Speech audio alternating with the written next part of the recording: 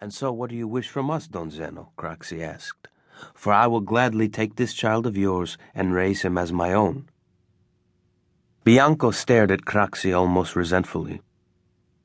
"I know the boy from when he was first born. He is familiar to me. I will take him as my own." Raymonde Aprile looked at Don Zeno but said nothing. "And you, Raymonde?" Don Zeno asked. Aprile said, "If it is me that you choose, your son will be my son."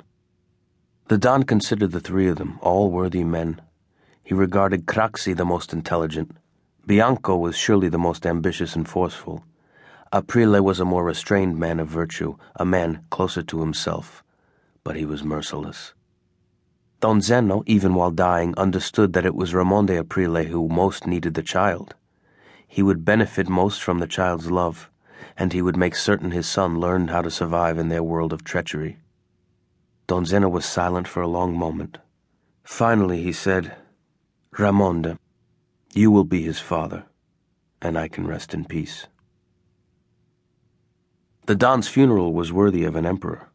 All the Cosca chiefs in Sicily came to pay their respects, along with cabinet ministers from Rome, the owners of the great latifundia, and hundreds of subjects of his widespread Cosca. Atop the black horse-drawn hearse, Astorre Zeno, 2 years old, a fiery-eyed baby attired in a black frock and black pillbox hat, rode as majestically as a Roman emperor.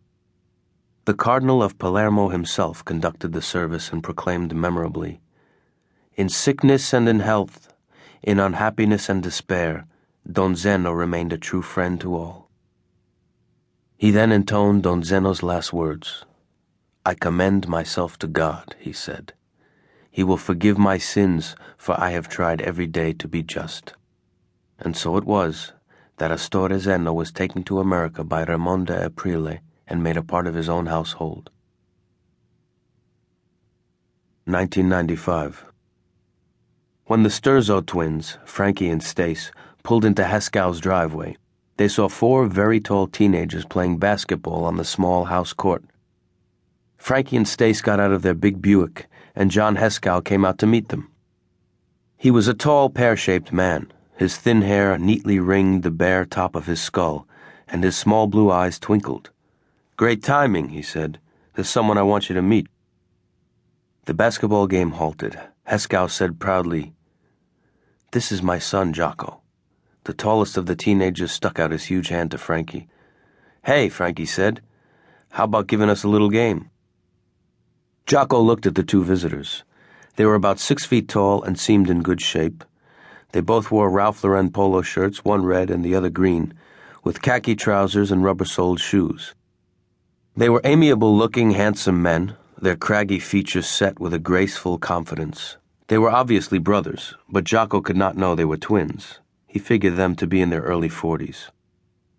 "Sure," Jocko said with boyish good nature. Stace grinned. "Great. We just drove 3,000 miles and have to loosen up." Jocko motioned to his companions, all well over 6 feet, and said, "I'll take him on my side against you 3. Since he was the much better player, he thought this would give his father's friends a chance." "Take it easy on them," John Heskow said to the kids. "They're just old guys futzing around." It was mid-afternoon in December, and the air was chilly enough to spur the blood. The cold Long Island sunlight, pale yellow, glinted off the glass roofs and walls of Heskow's flower sheds, his front business. Jocko's young buddies were mellow and played to accommodate the older men, but suddenly Frankie and Stace were whizzing past them for layup shots. Jocko stood amazed at their speed. Then they were refusing to shoot and passing him the ball. They never took an outside shot. It seemed a point of honor that they had to swing free for an easy layup. The opposing team started to use their height to pass around the older men, but astonishingly enough got few rebounds. Finally, one of the boys lost his temper and gave Frankie a hard elbow in the face. Suddenly the boy was on the ground.